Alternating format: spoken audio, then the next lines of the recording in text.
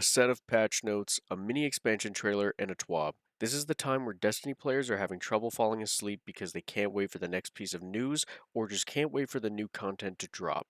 But this time around, Destiny players are unironically playing a gotcha version of Destiny or just waiting for Borderlands 4. Say what you want about Destiny Rising and its mobile features, but it has actually fortified the fatigue that many people feel with the way Bungie handles their IP. I have seen endless praise with Destiny Rising for the things that they have implemented that seem so simple to make players happy within the main game. Things like clan housing, clan wilderness hunts, albeit those are very simple resource grabbing events, engram stacking, new enemy models, telling good stories with established and renowned characters within the Destiny lore, such as Radagast and the struggle of the early Iron Lords, the list goes on. If you can look past the gotcha system that Destiny Rising has in place, it's actually a very solid and cohesive game for mobile. The game's ideas would have blown people away if they made all these changes within Edge of Fate. Edge of Fate was the biggest rework Destiny 2 has ever gotten, and this could have been the best time to implement some of these systems that people have been begging for.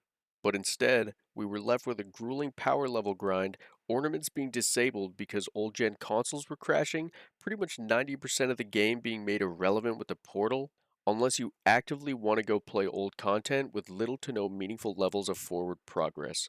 There's cheaters running rampant like they did before the expansion launched, more and more terrible PvP metas that just keep kicking the Crucible playlist in the ass, and sandbox changes that just don't really improve the game at all. You name it, Bungie did it. Now, unfortunately, I'm a fool and I bought the Year of Prophecy, so ultimately I'm going to try to get my money's worth, but my god, I will not be trying hard for much longer. So with all that being said, let's start with the sandbox changes that were announced yesterday. They made a bit of hipfire and reticle changes as a bit of quality of life. They're also removing the deterministic recoil mechanic because they felt like some weapons were too hard to control and it was just a counterintuitive system. There's also a couple more weapon balance systems after this, but I wanted to move to the featured weapon expansion. They are adding 3 kinetic weapons, 2 energy weapons, and 5 heavy weapons. I feel like I'm going to waste my breath pleading with a brick wall on this, but this was the perfect time to kick the featured gear system into the stars, to get rid of it. Some people may not think it's that big of a deal, but Bungie has already come out and said that they're nerfing the score bonus from locked loadouts and adding Avant-Garde as a portal modifier to spruce up your score numbers in its place. They then put some balance changes for a handful of exotics, and some of these are just absolutely silly to me. And I wanted to preface this by saying, I hope you don't plan on using Teraba, Hawkmoon, Grand Overture, Queenbreaker, or Thunderlord in any conquests or portal grinds where the Avant-Garde modifier will help you in score, because none of these have made it to the featured gear tab, even though all of these are getting changes in some way. The weapons I want to focus on mainly is Teraba and Thunderlord. Firstly, Teraba.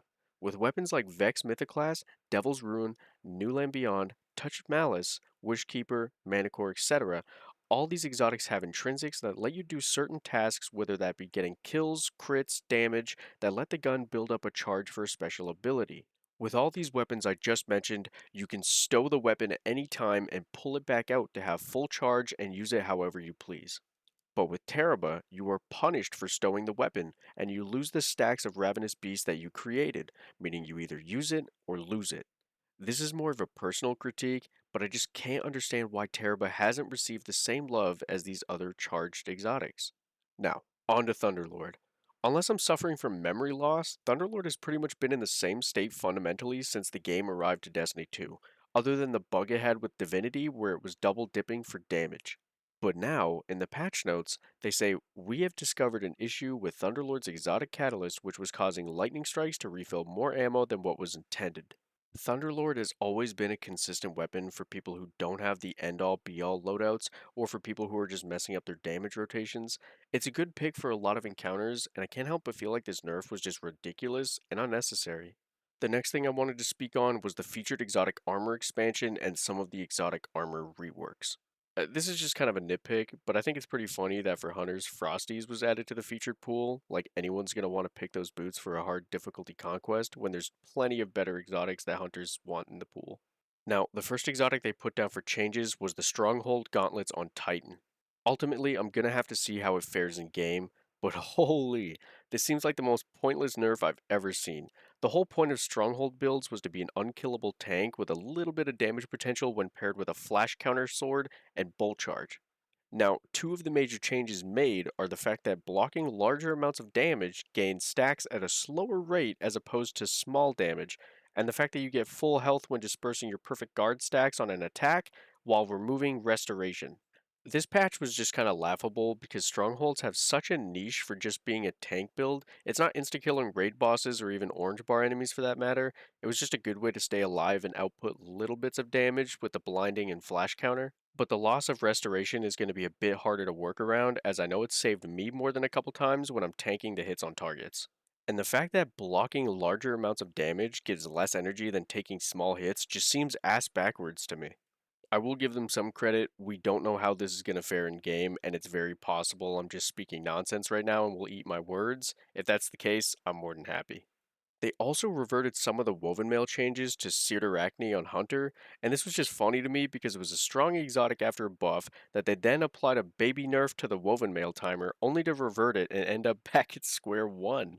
Now, moving on, I wanted to touch on the TWAB that was released a couple hours ago, roughly at the time of making this video. Firstly, they finally put into writing that conquests will be farmable, which is a great change. The only thing left to do is to axe the avant-garde modifier so people can use the loot they want in a damn looter shooter. I've seen some discourse about this and how people think avant-garde isn't a bad thing because if the modifier didn't exist, then people would just use the same handful of builds. And while that's true, it's also true that people are going to do the same thing within the confines of avant-garde. They're just going to use the best exotics that they're limited to. Bungie is also buffing the portal drops and the ways that the portal can be rewarding, which is a great thing. Firstly, they're adding a +1 power level feature to any gear that drops from an A or an A plus score rating, which helps the terrible pinnacle grind. However, they state in this change they will also be in effect for the 400 to 450 power grind when Renegades launches. And I just cannot believe that they're still planning on resetting people's light level after the endless amounts of outcries surrounding the god awful power grind. It's 2025, the franchise is 10 years old, and people do not want to grind an artificial number anymore. And just an added note, but they still haven't mentioned anything about the abysmal unstable core economy either, which is great. I'll leave a link in the description to the patch notes and the TWAB, as well as any Ash and Iron trailers that were released. And unless they have a crazy trick up their sleeve with the September 9th reveal, the teaser trailer leaves much to be desired and much to sigh at. From what it showed off, I can't with any sort of confidence get excited or recommend this second half expansion to anybody. The armor sets being shown off in the trailer was just a recolor of Portal armor sets we already have, and the only new things we seem to see is the new exotic rocket pulse rifle and the giant axe relic that we used back in Rise of Iron with a fresh coat of paint, as well as a new Mida themed weaponry set that can be paired with a new buff coming to Mida Multitool itself. Bungie has definitely managed to get people excited for the return of the Plaguelands, but from the trailer, it just looks like we're going to lands. It just looks like a snow-covered environment. There's not much special about it. And again, we haven't seen the reveal stream yet, and I'm sure there'll be some sort of reveal that'll give a little bit of hope, but this just kind of left me empty. It was shown off that we're going to be facing Maya Sundaresh again, and her army of Cabal goons. And I can't help but feel like Bungie missed the easiest layup of all time. Yes, we contained and quarantined Siva back in Rise of Iron, and a lot of Destiny 2 has been rocky with the way they handled that past expansion. On one hand, they try to retcon it with the refusal of acknowledging the feats we pulled off, and on the other hand, they love to monetize it. In vanilla Destiny, the first mission known as Homecoming, if you were playing on a veteran Destiny account, Shaxx would call you Saladin's young wolf when he opens the armory. That's about all the recognition you get.